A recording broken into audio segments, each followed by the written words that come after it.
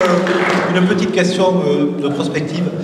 On a parlé des sites de réinformation. Effectivement, vous êtes d'ailleurs tous les quatre là parce que vous êtes extrêmement actifs dans la réinformation sur les sites. Aujourd'hui, on a aussi un média qui reste un média Internet qui monte en puissance énormément, que l'on appelle les réseaux sociaux, que ce soit Twitter, Facebook.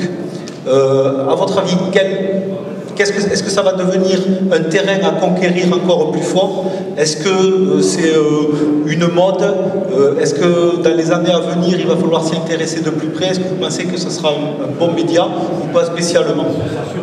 Alors, le problème de tous les réseaux sociaux, c'est quand même très différent de tous les organes de presse de réinformation, c'est que c'est accessible à tout le monde gratuitement et que c'est une mode, oui, mais une mode disparaît. Je pense qu'un jour, ces réseaux sociaux seront remplacés. Par quoi? Évidemment, je n'en sais rien, mais c'est pas parce qu'ils seront remplacés et qu'ils ne sont pas éternels, parce que peut-être qu'ils perdureront sous une autre forme. Il ne faut pas les prendre en considération. Aujourd'hui, il est évident que pour se faire connaître, pour diffuser, les réseaux sociaux sont indispensables.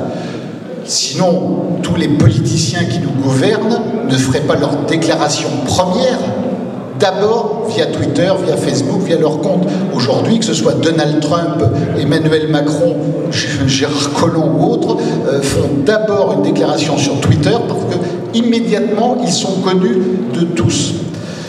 C'est un moyen, il ne faut pas considérer que c'est abominable, c'est comme ça, ça existe, il faut l'utiliser.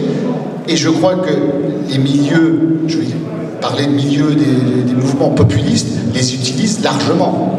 Moi, sans arrêt, je vois dans la presse qui ne nous aime pas passer des articles pour dire que, justement, la droite extrême, les populistes, ça c'est la terminologie gentille, vous savez le reste, a utilisé Facebook, Twitter. On voit même les scandales aux États-Unis avec la Russie, où il paraît-il, il y a des fake news qui sont via les réseaux sociaux.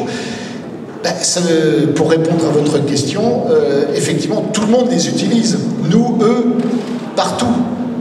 Il ne faut pas les négliger, jamais. Il ne faut pas laisser à l'ennemi, évidemment, l'utilisation de ces réseaux sociaux. Il faut savoir aussi que la surinformation dans les réseaux sociaux aboutit aussi parfois à une désinformation et à un fait qu'une bonne nouvelle et une mauvaise nouvelle sont traitées de la même manière. Merci bien.